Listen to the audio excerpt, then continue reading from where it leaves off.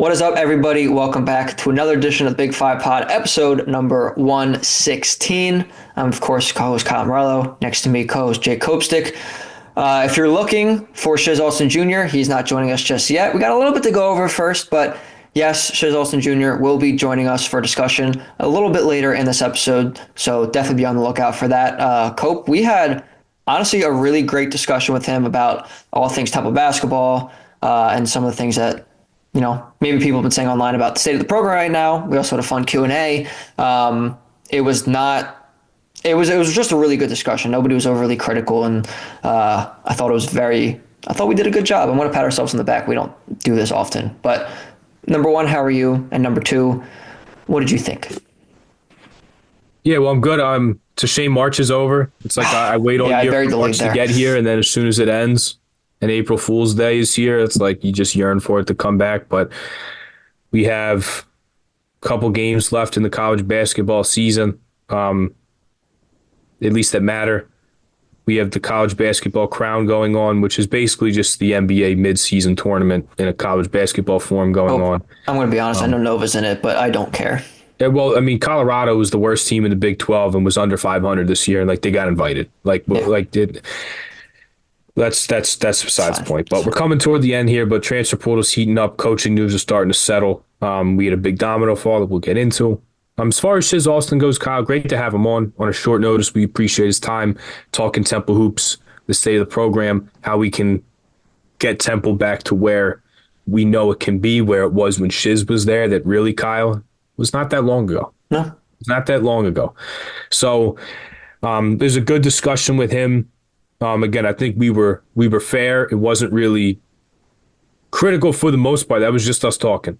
We talked to him, who's a Philly guy. His father played at Temple. He played at Temple. That's important to him. It means a lot to him. And we spoke on that. And then I want to point out, I donated to the Temple men's basketball NIL fund today. I'm not made of money. My donation's not going to save the world, save the team. But if I'm going to be upset about what I'm seeing, if I want to see improvement, it's almost like voting, Kyle. Can't get mad at who's in the office if you're not going to vote. So I didn't like what I was seeing. People are leaving left and right. I don't want that to be the case for Temple. That's one of the it's only a handful of programs that won 2,000 games. Temple's one of them. That should not be happening to them, to lose that many guys. So again, my donation's not going to save the program, but I donated today. I encourage you to do the same. We will include links. Temple's in the midst of their giving days right now. It ends April 5th. This recording, it's going to come out the 4th. I encourage you, whether you do it during the giving days, whether you do it in general, if you are like me and you want Temple basketball to be able to retain players and be a consistent player for tournaments and in the American Conference, donate to Temple men's basketball, donate to the athletic funds. I know they just moved it in-house with the house settlement coming down. We will include the links to that. But donate. Again, my donation not gonna bankroll the program. But I can't sit here and complain about it if I'm not going to do anything. So I donated. We will have links for you in the description on YouTube, in the description on Spotify. When we tweet this out on Instagram and Twitter, we will have the links to Temple for you Temple fans to be able to donate to the men's basketball program and the athletics fund. I highly encourage you do the same. I'm going to be honest, it's not going to be in the Spotify, but it will be on all the other ones. So just because I don't know, I've never really messed with the description that much. I can try, but it will be in the description of the episodes, though. So I will give you that. So I guess that's still a point for you, Cope. But go check that out. And yes, in our YouTube description on our social medias, it will be there under this post for this episode. So go check that out. And I did not donate yet. I will be donating as soon as we get off here. So I can also say that I put my money where my mouth is because, well, you have to see our talk with Shizz to hear more about that. Cope, before we get into that, and we're not going to make it so long, but we got a couple quick hitters. We got 1 point to go over. Obviously, a very big hire in the Big Five we're going to get into real quick. But Cope, grab that ball, run that break. Let's get your quick hitters and get the ball rolling here. Some recruiting news, and it's some not so great recruiting news. Going to be 2 decommitments we're going to talk about. The first, we talked about Temple. I'm going to flip the order here, and I'm going to talk Temple first. Cam Miles decommitted from Temple this week. He committed there in September. He took visits and was down to Marshall, Temple, and AAC rival East Carolina, in which he chose the Owls. However, he's had offers from Murray State, Mississippi State, New Mexico, Arizona State, St. Bonaventure, UMass. I have bolded here, Kyle, South Florida and Arkansas State. Reason being, Brian Hodgson, in conference now at South Florida, who was at Arkansas State, offered him. South Florida also offered him. He's not moving there. He will have money. He will recruit good players, exactly like Cam Miles with the pedigree that he has. I think that's a name to watch out for here. Now, a lot of people are going to get on him, offer him money. He's leaving for one reason or another. We don't know that. But I think South Florida is a school to look out for. Hodgson recruited him. He's now at another school that recruited him. They're in conference. They're going to have money. Cam Miles, IMG guy, like just saying, maybe a school to watch out for. But Cam Miles did decommit from Temple, which leaves West Town's Cam Wallace as the only freshman in Temple's class coming next year. And they only have 4 players on the roster with Cam Wallace. So a lot to be done for the Owls, but they did lose one of their commits in Cam Miles for next year. Another decommitment, Kyle, this coming from Villanova in the midst of the dismissal of Kyle Neptune. Dante Allen decommitting from Villanova. However, he is going to keep the Wildcats an option as Kevin Willard takes over, that we'll get into. From Montverde Academy, the number 42 overall prospect in the class of 2025, according to 247 Sports. 6'4", 220-pound combo guard. Also had offers from Tennessee, Notre Dame, and Georgia. Now, he's from Florida. Jay Lucas at Miami. Just got Malik Renew from Indiana. He just got Trey Donaldson from Miami. Potentially a guy to watch out for with an NIL bankroll as well.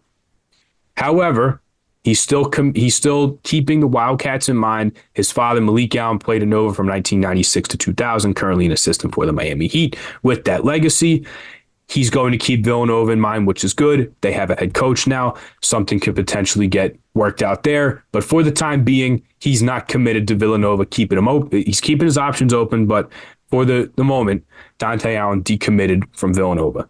Kyle, we're going to talk some transfer portal commitments. Elsewhere, unfortunately, there's only one of note in the Big Five that I'll touch on very, very briefly after I get to these. But the trio of Drexel guys, the starters, have all committed elsewhere. Kobe McGee going to Florida State, the first transfer commitment for the Seminoles under new head coach Luke Locks, who came to Florida State after being an assistant with the Kings, one of the earliest head coaches hired in this cycle following the dismissal of Leonard Hamilton. So Kobe McGee, the first transfer under Mr. Locks at Florida State. Next, Kyle, Yame Butler. He's going to Butler. That's so funny. I tweeted this out. I didn't get a response. I don't know if it's never happened before. I feel like it has to at some school, but he's going to have the same name on the back as he will on the front. So don't tell Yame Butler to play for the name on the play for the name on the front, not the name on the back, because they are the same. Any joke you want to use about that applies. But he's headed to the Big East to play for Thad Matta, and we'll be seeing him in the Big Five. We will see him on the opposite sideline at Finneran Pavilion. And then lastly, Cole Hargrove, following the footsteps of a handful of Big Five centers, headed up to Providence. He committed to the Friars. Krista Sandico was there last year. Couple of Sal guys from the past, Clifton Moore and Ed Croswell, both went up to Friartown when Ed Cooley was the coach there. And now Cole Hargrove joins them. So, with Priest on the way out, Cole Hargrove is in. A Big Five guy is out. A Big Five guy is back in replacing him. Dependable rim protector, athlete, rebounder, can step out and hit a jump shot. The growth that he showed this year was tremendous. Absolutely tremendous. From a guy that seldom played behind Amari Williams and Garfield Turn to step in the way that he did. Congrats to him on moving up. Plus, he's a Norristown guy. He went to Methacton, which is a stone's throw away from me where I am. But he is headed up to the Big East. And then, Kyle, very, very briefly, before we get into Kevin Willard, do want to mention that St. Joe's landed the first transfer portal commitment, I'll say outside, of an outsider, so to speak, because the two guys that Darius Nichols has coming in, he did bring from Radford. So the first, they essentially followed him. So besides that, besides the Josiah Harrison, the Truth Harris from Radford going to LaSalle to join Darius Nichols, Al Amadou from Marquette and Springside Chestnut Hill Academy is coming back home, and he is going to join the St. Joseph's Hawks. 6'9", good athlete. Like, didn't play much at Marquette, but he's transferring down a level to the Atlantic 10. He's staying closer to home. Sean Simmons is transferring out for St. Joe's. Rasheer Fleming likely headed to the draft. A big athlete to fill that, 4 spot. It seems like it definitely fills a need for St. Joe's. They continue to build a roster, even though they've only got one guy in the portal and in the aforementioned Sean Simmons. But we finally had a guy commit. It seems like everybody's going out. We finally had a guy come in. So with that, Kyle, the big story tonight is Kevin Willard being hired as the next head coach of Villanova men's basketball. Cope, let's talk about it for a few minutes here. I know we talked about it toward the end of our last episode when it was very unofficial, and Maryland was currently playing in the Sweet 16 at that time too against Florida. Obviously, they lost, and Kevin Willard now takes over for Kyle Neptune at Villanova. Cope, a lot of different directions we can go here, and I know we don't have a ton of time because we want to get to Shizz, but first of all, your thoughts, and I mean, my thoughts initially are great basketball coach. I know that he didn't have so much success in the tournament at Seton Hall, and this year was the first year he got to the Sweet 16 with that incredible Maryland team, which I was a huge fan of this Maryland team this year, to be quite honest with you. One of those recruits is in the portal. I'm sure we'll talk about it next episode that is on Villanova's radar, Jacoby Gillespie. But I think it's a great hire. I'm not, and I don't want to be overly critical, before he even really takes over here, but I'm not sure I loved how it all happened at the end of the Maryland tenure with, some of the question dodging, I guess, is a maybe way to put it. But I'm excited for his potential and see what he does with the resources that Villanova is going to provide. So I think it's a good thing overall, but definitely it was an interesting ending to the Maryland tenure. But Cope, what do you think about the hire and that portion of it as well? Yeah, I mean, last episode, I was, I think the knock on him is the lack of tournament success. But, when you hear about him speak about everything at Maryland, and look, I think a lot of people would echo your sentiment that it probably wasn't the right way to go out and was cryptic and, not what Wade did, was just lay everything on the table, say exactly what he was thinking, what he was doing. But the bottom line is, Kyle, for this league and this job, he's a much better fit than he was at Maryland. And this is a much better job in the new landscape of college basketball, as it will be coming with the House settlement, but also just as far as donors. And this is a basketball school. I mean, I think Maryland is too. But if you look at their investment, what he was complaining about, they have the finances of a school that is a football school when it probably shouldn't be that way. When you have a literal national championship track record as a basketball school. And with Kevin Willard moving closer to home, he's got a great relationship with Jay Wright. This is a guy who grew up in the Big East, who's coached in the Big East. He knows the conference. He's not going to have the crazy travel from coast to coast that you have in the Big Ten. Tradition, donor base, fan base, and with the new House settlement, Kyle, a lot more money allocated to men's basketball than he would have at Maryland that potentially could be double or more than double of what he had there.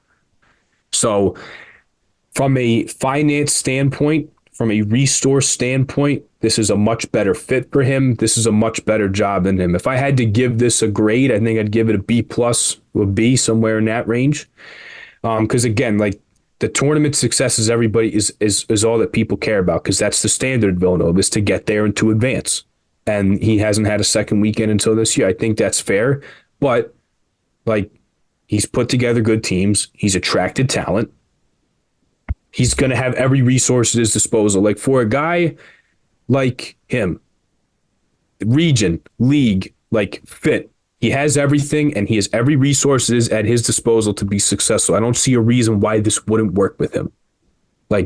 For his family and his sake and job and fit and region, it makes sense. And I also think that although it's not necessarily an in the family hire, as Villanova likes to make. Like, again, has the relationship with Jay Wright, familiarity with the league. Like, I do commend Eric Rodell on a search, going outside the Villanova box, conducting a national search. It may have taken a little bit because Willard was still playing, but I commend him for doing this and taking a guy who was, on the head, was the head coach of a power conference school, and he's bringing him to Villanova and is going to offer him more than he had there. I commend him on this. A national search outside the family, and this is his biggest hire he might make in his tenure, being so new, making the change that they did. Like, I commend Nova on the unorthodox search that they're not maybe used to, of keeping it in-house, keeping it in the Villanova family, but Kevin Willard will have every resource and every advantage to be successful here. And I believe he will. For everything I mentioned, like, this job just fits him better. Yeah. It just does. I think he'll be successful here. He has every reason to be. And he doesn't have a reason for me not to be. Like, this is one of the best jobs in the country. And with everything, his background, like, this is a perfect job for him. Yeah, I mean, he literally has coached in this conference before, right up the road, in North Jersey. Like, maybe hasn't had the exact tournament success that I think people would have hoped for in the Villanova fan base that were looking to make a hire. If you weren't going to go the route of like an up-and-comer, which I don't think would have been right for this job, this is pretty good. I think a B+ grade for this is pretty accurate. I think he's a really good coach. I think he'll do well with the resources. He has coached in this conference, like you mentioned, and like I mentioned as well. It can work. I think it will work. And also, by the way, like, getting back to success, at least get back to the tournament. Like, now it's been 3 years. At the very least, I think the Villanova fan base just wants that. And yes, obviously there's expectations further than that of second weekend success, Final Four success, championship success that they've been accustomed to. I think that can happen at some point, but at the very least, just getting to a point where they're back to being consistent tournament goers and higher seeds in the tournament, not, like a 10 or 11 seed. Talking about like top 6 seed in the tournament, like being a nationally ranked team. That's where Villanova basketball needs to be year in, year out. So I think it's a good hire, and I think he can get them back there for sure. All right, Cope. I think this is what the people have been waiting for. Actually, I know what this is the people have been waiting for.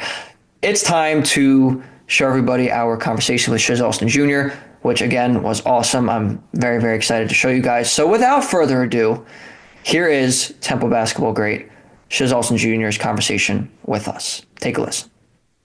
All right, ladies and gentlemen, as promised, we have the one, the only Temple basketball great, Shizz Alston Jr. Shizz, thank you so much for joining us tonight. How are you? I'm doing well, guys, man. Thanks for having me on, man. It's a pleasure to be back on, and let's get some things cleared up, man.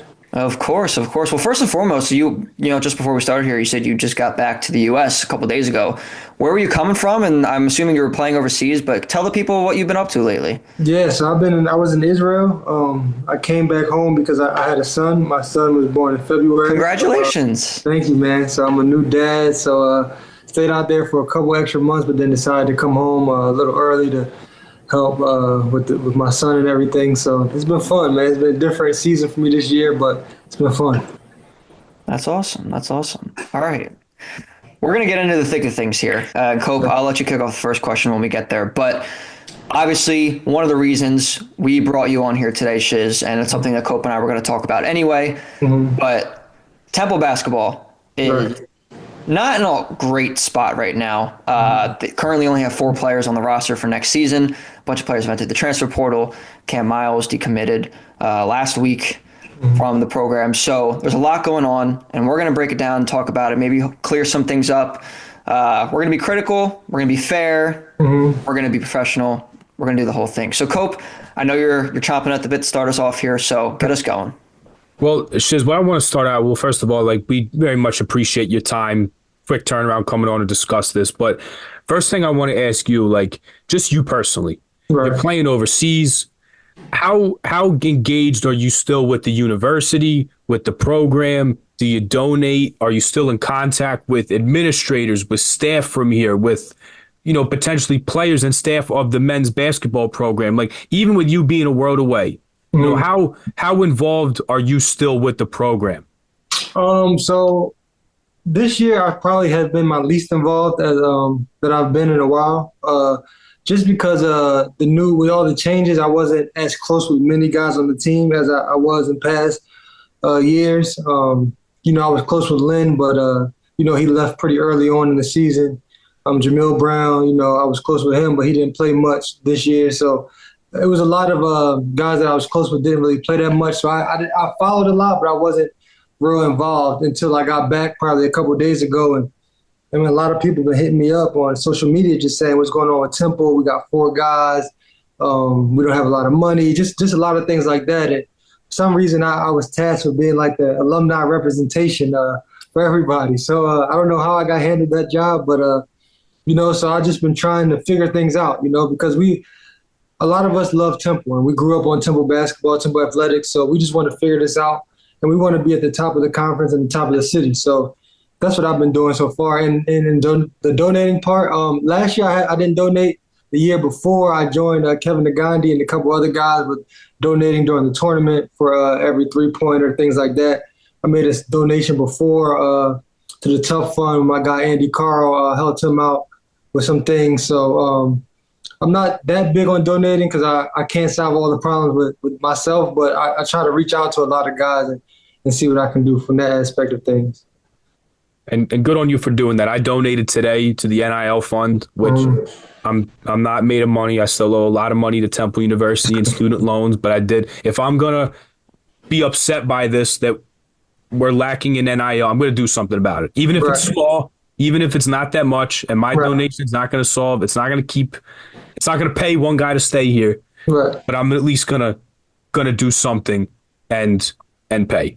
Right. So with that, like when you get home and your phone is blowing up, and you said you only been home for a couple of days, a lot of people are hitting you up, and you being a guy who went to Temple, who's a Philly guy, who's even far away, probably still very connected. Like I just want to know, like, when you see this mass exodus of guys from the program, like how does that make you feel? Like, you were on a when you were here, 3 postseasons, 2 NCAA tournaments.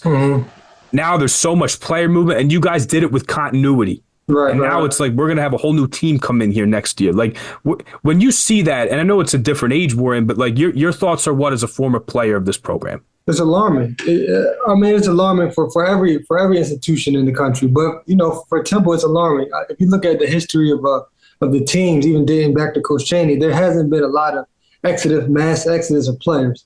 I mean, under Coach Dunphy, under Coach Chaney, you may see 1 or 2 guys transfer out. You may see some Philly guys come back home, but it's never been a lot of guys leaving, as we see in today. And it's not only Temple, but it's definitely alarming to see that many guys leave, especially some of the Philly guys. I was hoping that at least some Philly guys, stay, either Zion, Jamil Brown, some of these guys, because I feel like we're most successful when we have Philly players on the team because they know what it means to play in the Big Five, to represent Philly.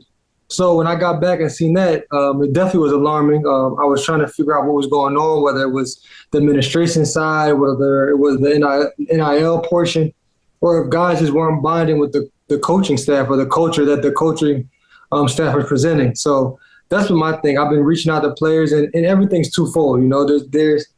There's guys that maybe don't like the way they were promised some things that didn't get, didn't happen for them. And then from the coaching standpoint, maybe they didn't see enough to play the guys as much as they wanted or give them opportunities. So everything's twofold, everything's hand in hand, but I'm trying to see why so many guys, at one time. It's tough for me to understand that. Yeah, and I think obviously a big part of it in this day and age is money. Because, talking about what you were just talking about with your days with Coach Dunphy, Coach Chaney before him, guys not really leaving that much. I think that was the general consensus in college basketball was continuity, unless players were leaving after, freshman, sophomore year to go to the NBA, which of course happened at, the much larger programs and even, trickling down as well. But I think in today's day and age, obviously it's money. And I want to read a tweet that actually came out today. So it was really great timing from Coach Diana Richardson, who's the coach of Temple women's basketball team, who pretty much, paraphrasing her, actually I can read her original tweet. Lots of calls from agents regarding players in the portal. In that regard, my agent is my AD. You're free to ask him about some of these figures you're having. And then someone responded to him saying, what can men's basketball, women's basketball do at Temple? And she said, to be able to compete in today's landscape, the name of the game is money with an exclamation point. We want to win as much as everyone else and bring TU women's basketball and TU men's basketball back where it belongs. So when you hear that or see it, I don't know if you saw it or not, but when you see that, and arguably the most successful coach of our athletic director's administration so far, he's been here about 3.5 years, asking for money and pleading that this is how you win in today's day and age, which is true. I think everyone can agree on that, but seemingly coming from a place where she doesn't have those resources for her team, and obviously recognizing it for the men as well. How do you, what's your reaction to hearing that from a successful coach? I mean, they've had the last couple of seasons have been really good for the women's team, but how do you react to that? Different. It was different for me when I got sent that message. I love Coach Richardson. Don't know her very well personally, met her a few times, but what she's done with the program has been remarkable, considering that she hasn't had the resources that, she may want. But it's just different. You don't really see that type of messaging from coaches nowadays, like going to social media and almost pleading for resources. So it's tough to see that because she's doing what she can with not a lot. They won the conference 2 years ago.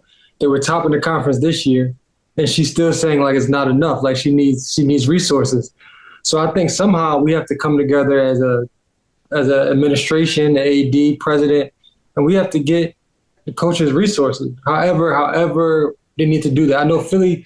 I talked to Will Cummins. I seen a tweet from Will Cummins, another great Temple basketball player. And he was just saying there's so many businesses in Philly that we can tap into, so many different other aspects that we can tap into to get money, get funding. But if we don't, we're going to keep being at the bottom of the conference. And the new American Athletic Conference is nothing compared to what it was when I played. And I don't think it was anything compared to the A-10 when Coach Dunphy and Coach Chaney was there. And to be at the bottom half of that conference is not right. Is not fitting for where our college belongs. So I think the uproar that alumni is causing was warranted. Yeah, and I want to actually speak to something in the American because I don't know if you saw this today either, but Wichita State put out a statement about their NIL situation. And I'll read, we copied it in our notes here, so I'll read a little bit of it. I'll paraphrase, but in a letter to the fans, their athletic director, Kevin Willard, said about the men's basketball program, about what it'll take from a fundraising standpoint to keep pace with schools in the conference and in college basketball. And he said that the current 2025-26 NIL revenue needs an additional $1 million for them to overhaul, to have roster depth, talent, to be able to compete at the level that they've been at, which when you were playing and before the last few years, they were a power mid-major team.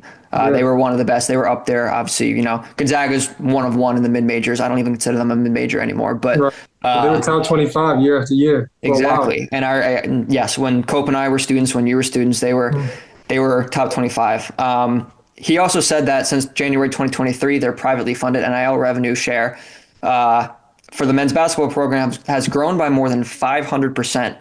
So that's a little over 2 years, and there's still more funding that needs to be happening for the expectations that they have. Like I said, when you hear that from a rival school in the American, in the conference, what do you think Temple needs to be doing to have that same level of urgency for their program? Because let's face it, I mean, Temple got their 2000th win this year. Our guy Ray Dunn was on the call for that, and this is a historic program. Sure, there hasn't been Final Fours, national championships of that nature for the other teams that have, are in that caliber of wins that Temple is in, but a highly successful program for a long time. Yeah, definitely. How do they, what's the sense of urgency that Temple needs to get back to that point? I think transparency is the key, man. I think transparency is all that everybody wants. Like it's too quiet in some ways. I feel like we need to know what's going on. I think the alumni and fans, they just want to know what's going on. They want to have meetings with the AD. They want to get on Zoom calls, they have calls, they town hall meetings, whatever it is. They want to, the more they feel like they're a part of it, the more I feel like we'll be able to donate. But if they don't feel like they're a part of it and they feel like they're people aren't pushing, then and not to say that our AD is not pushing, not to say that our administration is not pushing, because I've been hearing some good things. I'm tight with some people in the administration who's telling me that big things are coming. They said that now that the ball is in their hand where they can pay the players directly and not through a fund, they said that they're have a lot of meetings coming up, and they are confident that they can meet with some people that are going to change some things. So I've been hearing that over the past couple of days, and they're really confident. A lot of people are confident in Arthur Johnson and think that he's the right man for the job and that he can deliver. So, I'm confident in that because the people who've telling me these things, I respect. But I think transparency is the key. I think like that statement that Wichita's AD had let out is big. He lets you know where they at and where they need to go. So many people are wondering, how much money do we have? How much money do we need? You see Villanova come out and say they have upwards of $8 million plus. That's being reported, and you never know if it's true or not. But now people can run with that number. For Temple, you never know how much money we have, how much money we need. Do we need $1 million? Do we need $3 million? Do we need $4 million? Like, you know what I'm saying? So I think transparency is the key, especially with alumni and fans. And if they know that we need a goal to reach, I think that'll be better off for everybody. All right, Shizz, I want to echo that point because I had that written down about transparency. And not only is it involving people like yourself that are former players of the program and alumni, but here's another thing. Like, I hope that Arthur Johnson and the administration can echo a statement like Wichita State did. You're absolutely right. Like, give us what is our goal? How much do we want to fundraise? And I think more importantly, what is the rest of the conference spending? Now, Memphis has FedEx money. They're kind of an outlier here. Yeah. But what is a South Florida spending? What is an FAU spending? What is the spend in the conference? What do we need to do to be in the top 5, say, of spend? Like, I think that's what it has to be. Like, even if it's daunting, like Wichita State, they're like, hey, 500% our donations have grown by, it's still not enough. Even if the administration at Temple throws out a number that's like, whoa, I don't know if we can hit that. I don't know if we can get close.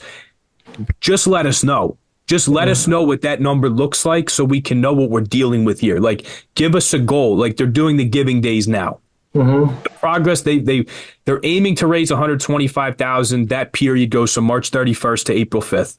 They're at about $50,000 right now. Right. We're not hitting that donation benchmark, but more specifically for the front-facing sports, for football, for men's basketball, for women's basketball. Not only in conference, what are other teams spending? What do we need to get to? But for days like this, what are our donation benchmarks? What do we need to hit first? Let's hit that. The year after that, let's roll it into something else and go higher. So exactly. Transparency, I'm absolutely big on. And then I want to throw something else out to you.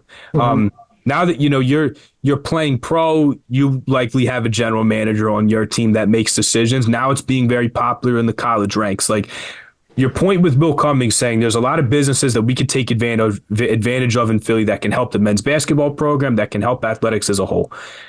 From your experience, talking to people, like being in a professional environment where these general managers exist, it's becoming popular in college. Temple hiring a general manager for either men's or women's basketball, maybe it's one for both teams, it's one for each. Do you think this is a wave that they need to hop on? Do you think this could help out a lot? What do you think about a move like that? Definitely. You need it because the head coach nowadays, you can't handle everybody. You can't be able to handle all the personalities and all the money and the playing time. As a head coach, you need to focus on the basketball aspect of it. You can't I feel like from what I've been hearing from the players, I think Adam Fisher's a good guy. I don't know him that well, like I know him past coaches. But it's hard to get a guy to come say, hey, I'm going to give you $80,000. You're going to play 35 minutes, blah, blah, blah. And then you get into the thick of things. It's like, oh, well, we can't win with this guy playing 35 minutes. So let me play him 20 minutes, 25 minutes, and play another guy. Now it's like, oh, well, you promised me this, and it's not working out, and blah, blah, blah. So I think you need a general manager to come in and talk to a guy and say, listen, we're paying you this X amount of dollars, but your minutes are dictated by the coach. it's not apples to apples. You know what I'm saying? So I have an agent, and my agent deals with the GM. They offer me a salary. In that salary, there's no minutes in the salary. You know what I'm saying? What I get for the year is what I get for the year, no matter if I play 15 minutes or 30, 40 minutes. If I'm producing, I'll play more. I'll play more. If I'm not producing, I'll play less. So I think that's how it needs to be in college nowadays. You talk to the general manager about whatever you're going to make. That has nothing to do with the head coach. Head coach, you just focus on playing and keeping the culture together. And I think once we get a culture in Temple basketball, I think that we'll be more successful in retention of players who may be willing to stay for less money because of the relationship with the head coach on a basketball level, instead of mixing the head coach and the business together. It's too complicated. You can't mix basketball and business as a head coach and be fair to everybody. It's just not going to work that way.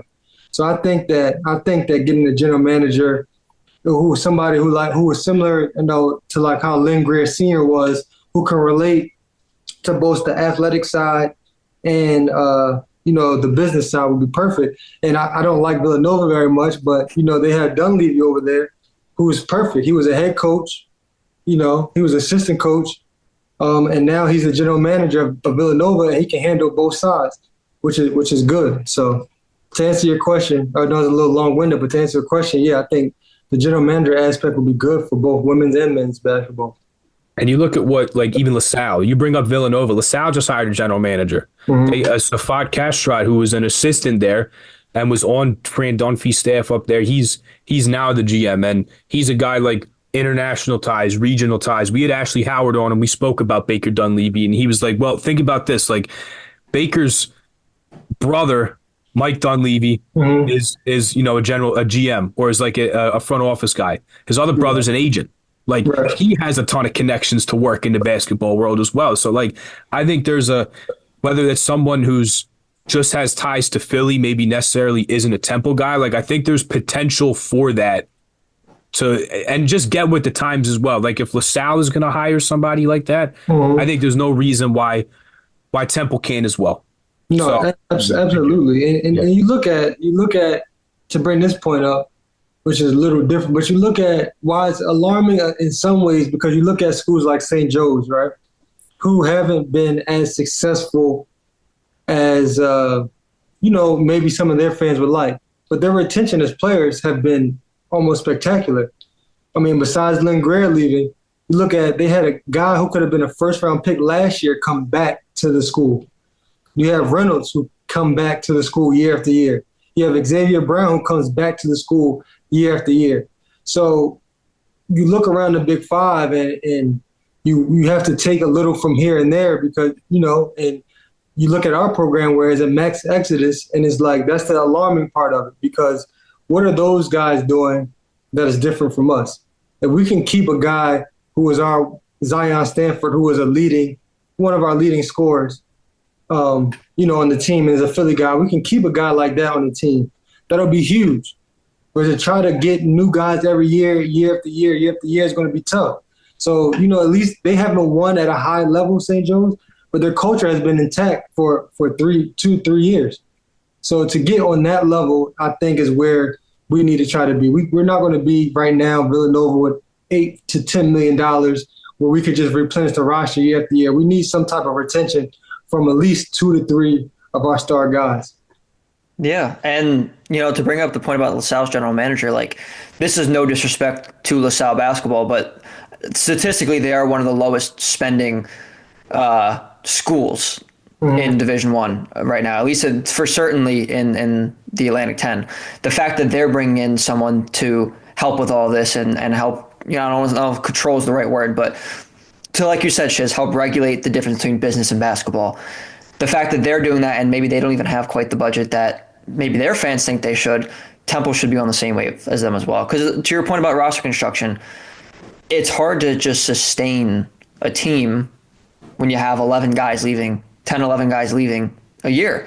You can't win. You can't win doing that. You can't win replacing 9, 10, 11 guys every year because, and again, this is no disrespect to teams in lower tiered conferences, but I think there was was it Grambling State or Alcorn State? It was one of those schools, football coaches that said, like, or basketball coaches said, we get guys, we can get guys to come to our school, but we can't keep them for more than a year Yeah, because Grambling, yeah. they just go and leave.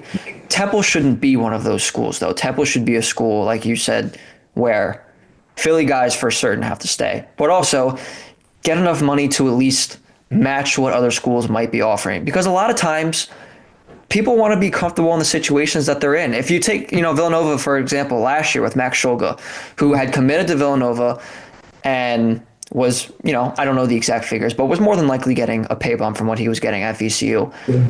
And VCU came in, and I'm sure at least got close, if not matched what Villanova was offering. He stayed. Exactly. And they were a tournament team this year, and they were the best team in the A10 all year. Right. Like that's something that is missing from every school, maybe besides Villanova and St. Joe's at this very moment. So how, in your mind, can they get to that point where, maybe they're not spending millions of dollars like Villanova is. Maybe they're in the St. Joe's range at least, where they can, get some nice guys in the transfer portal and keep guys for 2 or 3 years at least have that kind of money for the depth on the team. How can Temple get to that point? I think it's culture. You have to build a culture where guys want to come back, and want to stay and say, hey, if I get close to this number and add a couple more other things, whereas deals within the city. I know Xavier Brown and St. Joe's have a lot of other deals outside of the, St. Joe's, collective that he gets. So maybe it's just telling a guy like Zion Stanford, hey, you're a Philly guy. I know we can't match what other schools may say, but we'll get you this type of deal in Philly. We'll get you another deal. We'll get you a deal with Wawa where all your siblings can get free Wawa breakfast and lunch for school every day. Anything. We have to get, what I'm saying? We have to get creative, because it's hard right now to tell a kid to turn down that much money, especially, in Philadelphia, where a lot of kids come from, not the best conditions. So it's hard, but you have to have some type of culture where guys are willing to say, I'll take less to be here because I'm comfortable here. And if they're not comfortable here, they're going to leave every time. So for some way, we have to get a culture where guys are comfortable staying. Like I feel like, with Coach Lang at St. Joe's, Xavier Brown, Eric Reynolds, they're comfortable with him. Fleming was comfortable with him. You know what I'm saying? Regardless of the money they could have made, they were comfortable with their coaching staff, administration. And if we get the same thing at Temple, I think you'll be able to keep 2 or 3 guys. You're not going to be able to keep everybody. But if you keep 2 or 3, and now we have to add 4 guys instead of 11, it's a big difference. So I think that building a culture where guys want to stay, and I'm not dissing Adam Fisher saying guys want to leave. I don't want people to say that. I'm just saying that, if guys would want to stay more and have a culture where they feel comfortable staying, I think that'd be more beneficial. Yeah, and like you said, people are going to leave every year. I mean, you even look at R.J. Lewis for St. John's this year. He had everything. I mean, he was Big East Player of the Year, playing at Madison Square Garden. Rick Pitino, number 2 seed in the tournament, Big East championship. He still entered the portal. So, and, that's a whole different situation that maybe there's things we don't know about. But still, regardless, there's going to be top talent that is going to leave, regardless of maybe what the situation's like. But it's, how do you keep a core potentially together?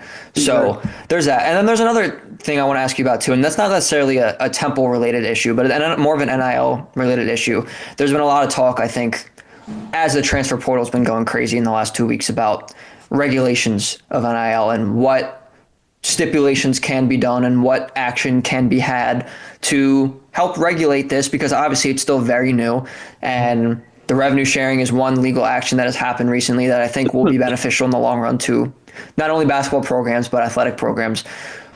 In your mind, what are some things that either the NCAA can institute to help this, or even Congress and the government can help to regulate NIL, and what does that look like in your mind? I think it has to be contracts. It has to be contracts, 1 or 2 year deals, 3-year deals. It has to be some type of, it can't be free agency every summer or every off season. You know what I'm saying? It has to be some type of contracts. It has to be some type of buyouts. Because if you just let these kids go to the highest bidder every time, schools that don't have the money are going to suffer, because you can't tell a kid who's making $60,000 to not leave for $300,000. You can't, you can't do that. So I think that they're going to move to some type of contract where you sign a 1-year deal, a 2-year contract, where you have to honor that contract. And if not, the school that poaches you, they're going to have to pay some type of buyout fee. And that's how it is in overseas basketball. You have a contract, and then in your contract, you have a buyout. So your buyout might be $10,000, your buyout could be $100,000.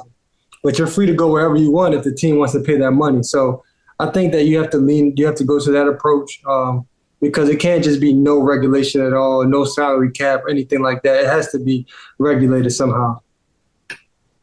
Shizz, I have one more question for you before we get to some Q&A, maybe some more lighthearted stuff here. But there was something that was in a Temple News article, quote from Arthur Johnson a couple years ago that I do want to bring up because we are the Big Five podcast. So we want to talk to you about, not only your experience in the Big Five, but this quote as well that I, quite frankly, did not like when I read this 2 years ago. Article by Samuel O'Neill for the Temple News. Arthur Johnson, Temple's AD and vice president, made it clear that the university would not prioritize convincing students to attend the Owls games at the historic Palestra. In quotes, "That's not our home game," Johnson told the Temple News in October. "Understanding and respect and love that history, but we got a great arena that's next door, and we want to play at home. Again, I'm pushing you to roll out of bed and walk across the street." I'm not trying to ask you to go down there and jump into that. Want to ask you about, you're a Philly guy.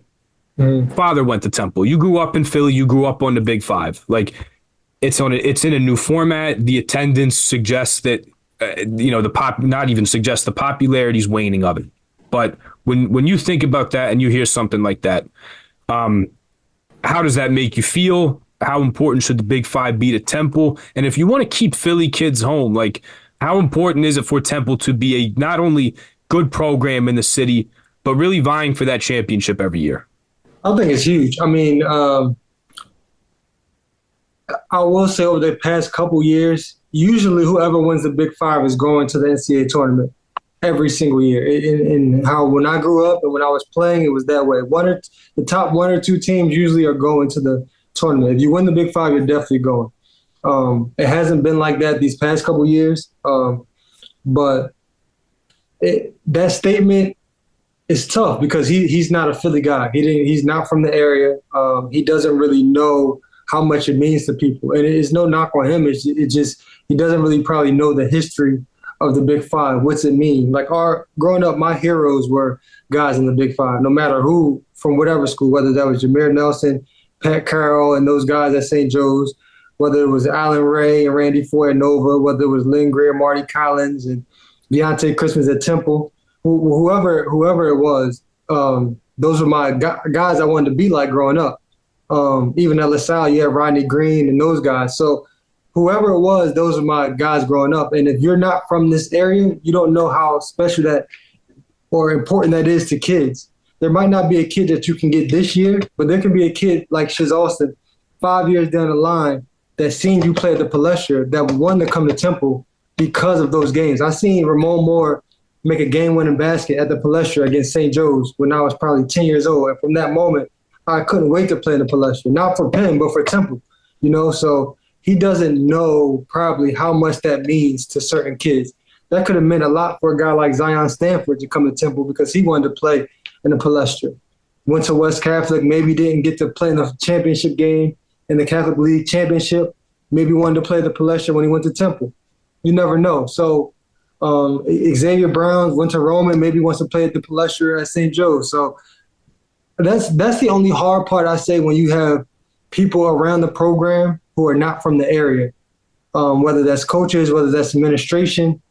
They don't know how big it is for the city when Temple's doing well, since you're a Big Five podcast, when St. Joe's is doing well, when Nova's doing well. I remember when St. Joe's was undefeated, the whole city was rallying around St. Joe's.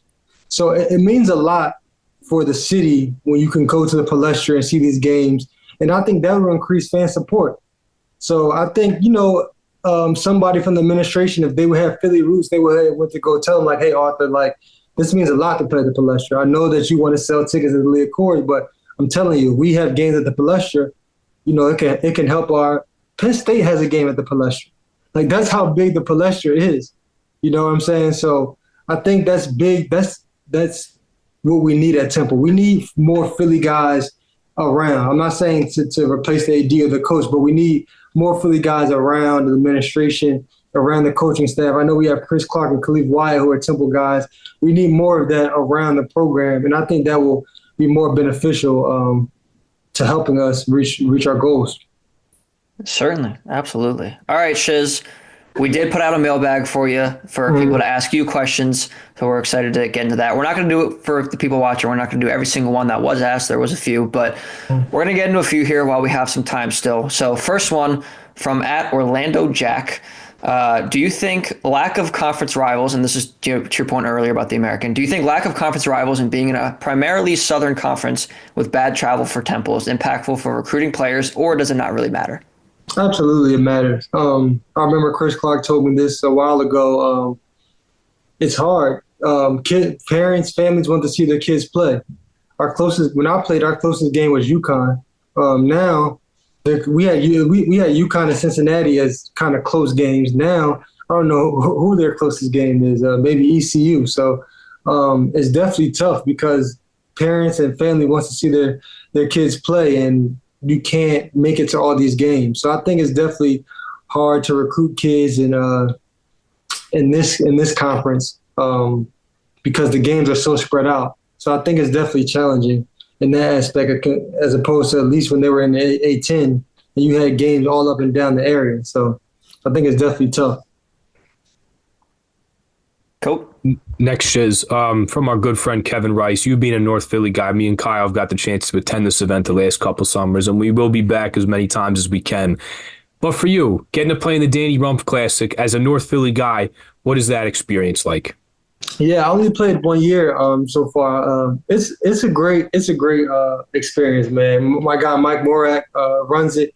He's a great guy. I've known him for a while. It's a great event to bring the city together.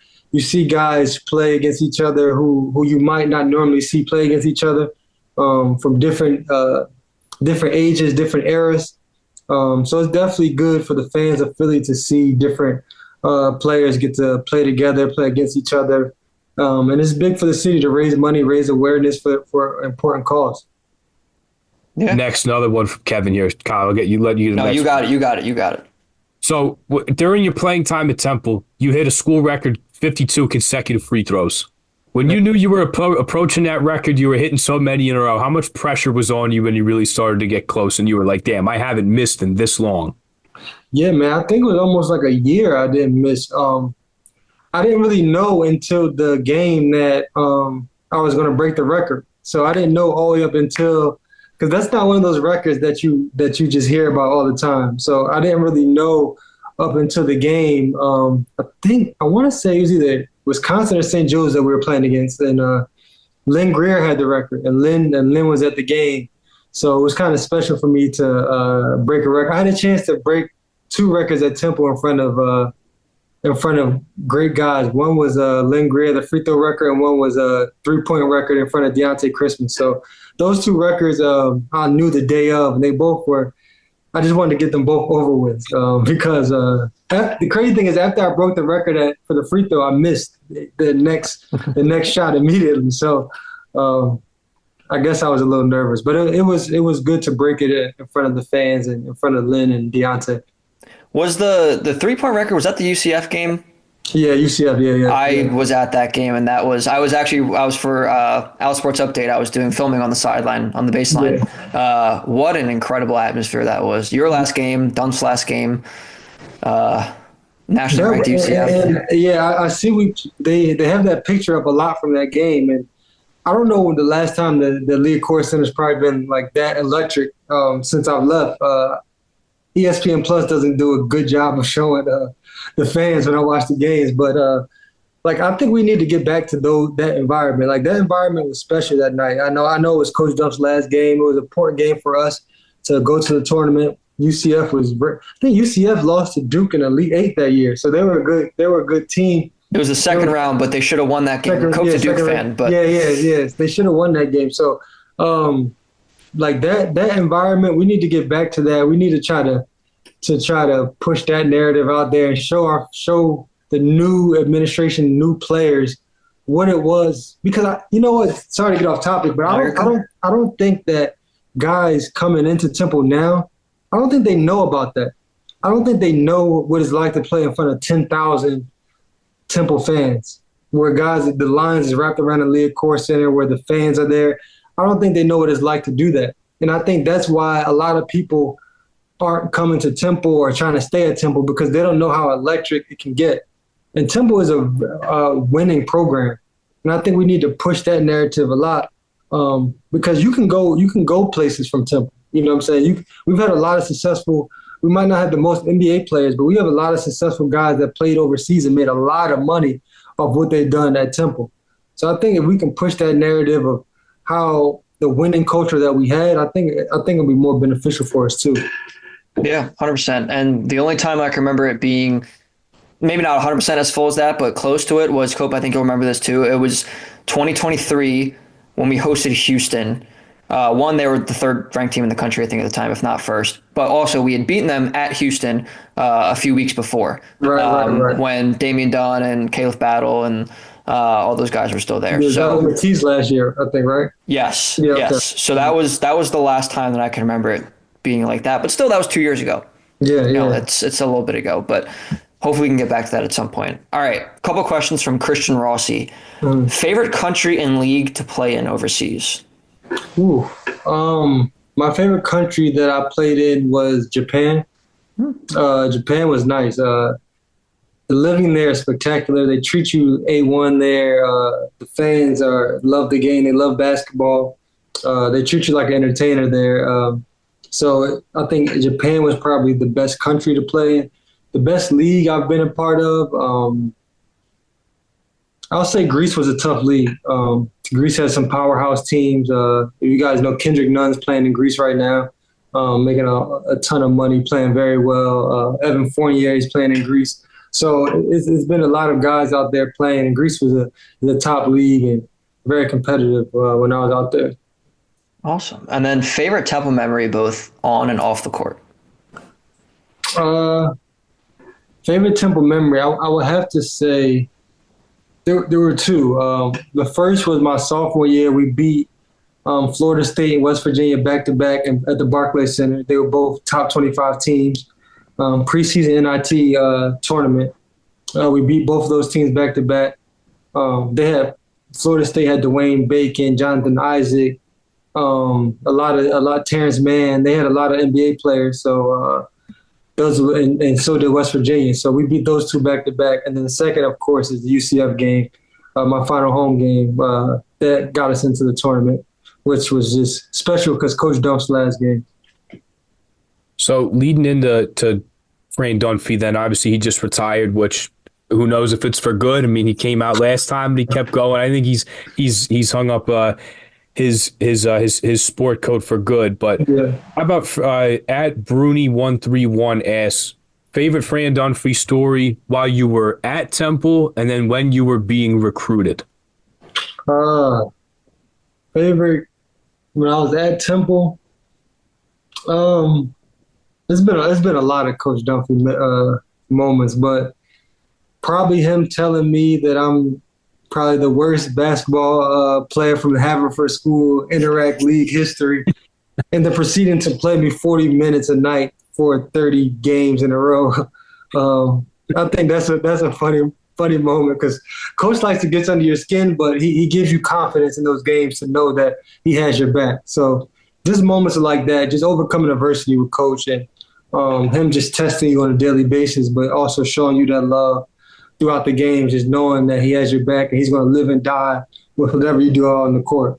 You might hear about it the next day, but you know that you have this 100% confidence in him during the games. And being recruited by Coach, man, it was just, Coach was just like such a Hall of Fame person in my eyes. I remember he came to recruit me as a freshman at Haverford School back when I was in high school. And just to see him in the stands with his leather jacket that he had for at least 50 years. The leather jacket leather jacket has seen probably 5,000 gyms across the country. But just to see him in that leather jacket recruiting me as a freshman was big. So I think that's probably my favorite memory, seeing him come recruit me as a freshman. And then just also, he was honest. He came to me right before I was committing.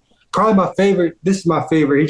The day before I committed to Temple, he just said, no matter where I decide to go, he's going to be with me for, the rest of my life, and whatever I need, he'll always be here, no matter if I choose Temple or not. So I thought that's one of the comments that made me decide to go to Temple. One more before I let you finish off, because Shizz, you mentioned that you played 30 straight games. You played pretty much every minute of those 30 games. Lou Rowe on Instagram's asking, how do you keep yourself in shape, and how do you keep yourself healthy to be able to play that much and be an every game and everyday guy?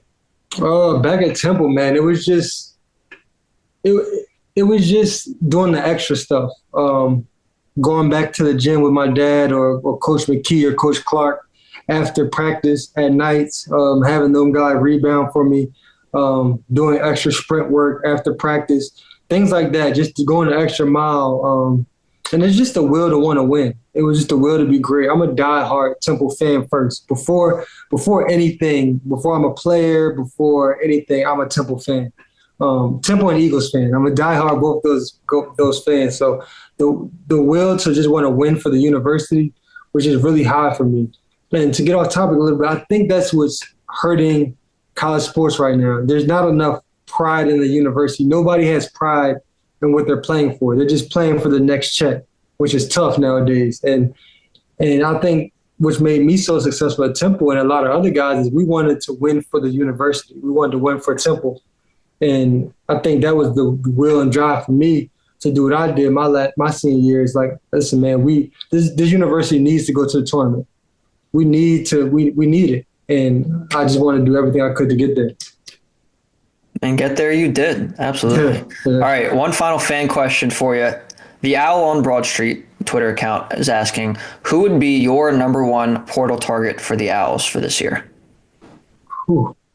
That's a tough one, man. I'm not sure too many. The one guy that I was big on, he just committed recently, was Bud Clark. He went to Seton Hall, but I felt that if whatever we had, we should have offered it to him because I think that he was underrated coming out of high school. But I think he could be a program changer. I think if you have a good point guard, that you're already 10 steps ahead of a lot of teams. So I was thinking that if we could have got him, that would have been a big one. I felt that if we could have got Bud Clark, kept Zion Stanford, got a big guy, I felt that we were on our way. So hopefully if we get a guy similar to Bud Clark's style and guy that has the gritty toughness, then we'll be okay. But we need a Philly guy. Somebody from Philly has to come. So whoever's in the portal from Philly, that's who I'm hoping we can get. That's a great answer. All right. One final question. Cope, I'm going to let you ask it, but you got to ask our normal guest question. So go for it. Yeah, it's not on here, Shizz, but we ask everybody the same question. Yeah, and you being a Philly guy especially, you're no different, so we're going to hit you with as well. Where does Shizz Alston Jr. get a cheesesteak from when he's home and he's in Philly? Ooh, Larry's Steaks on St. Joseph's campus, which is I'm sorry about that. I'm a guy, but my grandmother lives right around the corner, so every time I'm in Philly, I'm going to Larry's. They have a Kobe Bryant special. I'm getting a Kobe special every day of the week. Every time I'm going to Larry's, and if they're not open, I'm going to D'Alessandro's. Those are my top two cheesesteaks in Philly. Very popular answers. Larry's, honestly, Cope, we've had a lot of Larry's. I think it's a new one. I think Larry's is a new one, honestly. You think it's a new one? Everybody I feel says like D'Alessandro's, yeah. I don't know. Well, yeah, we've had a lot of D'Alessandro's. I feel like I've heard someone, and I can't remember who right now. It's been a while since we had a guest on. It was probably Rasheer, because Rasheer can walk across the street from Hagan Arena and get it. That's probably exactly who it was. Yeah, Larry's is a big one. I mean, City View Pizza, Temple University campus, shout out to them. Nope. But Larry's is my go-to. Larry's is a good one. True. And also, I also probably skewed because my roommate goes to Larry's a lot too, the one in Fishtown. But really? Yeah, so those are all really good answers. Personally, Cope and I are both Angelo's guys. Okay. D'Alessandro's is up there too. I also love Joe's. Joe's in Fishtown. Let me ask you guys a good question. Yeah. What do you look for in a cheesesteak? What makes it what makes it top level? Question. Cope, you can go first. I think the bread, you got to get a good roll. And the thing Okay. is with Angelo's is the guy was he used to be a bread delivery man. He used to have a shop in Jersey, but Mm-hmm. he makes everything fresh. So like the seeded roll you get from him, like he makes that day. If you get pizza from there, like he makes the dough like that day. Like Oh, everything you okay. get there is fresh. Okay. So nothing's frozen. Like he makes everything there, and like the fresh seeded roll. Mm-hmm. That to me is like That what makes the ties it steak, together huh? makes That it makes great. the Yeah. steak. Okay, okay. Yep. That's a great answer. I had to make sure you guys go with the bread because The bread's the number one thing. the bread's the number one thing. And if you don't say the bread, you're not really a cheesesteak person. So that's a good answer. It has to be sturdy enough to hold everything together. There's a lot going on a Yeah. cheesesteak. If you're And getting it right, yeah, there can't be any hard parts of the bread where you're biting into it's too crunchy. Everything has to be soft. So exactly. there you guys go. There you go. Yeah. Hey, we know. We know. Shizz Alston Jr., thank you so much for coming on the pod, talking Temple and everything else with us, even cheesesteaks as well. We greatly appreciate it. Yeah, hope your time home is going well so far. Hope it continues to, and you'll have to let us know where your next stop is for sure. No, definitely, man. I appreciate you guys having me on. Hopefully, I can get back on some other time this summer, and hopefully, we'll have some answers to some of our questions that everybody wants to know with what's going on with Temple basketball. So, hopefully, we can get things figured out. But I appreciate you guys having me on. Absolutely. Cope, any Got it. final thoughts for Shizz before we get out of here? I'll tell you, thank you for your time. Best of luck. Congrats to you for your on the birth of your first child. Good luck Thank you. with everything. Hopefully you can get some sleep between Yeah, for real. between working out and stuff. But yeah, family wise, basketball wise, good luck with everything. Hopefully Temple gets on the right track here, and hey, maybe we can see a game at the Leah Core Center sometime. Yeah, hopefully, man. Thank you. Thanks for having me on. Yes, sir. Have a good one, Shizz. You too. Thank you, Shizz. Yeah.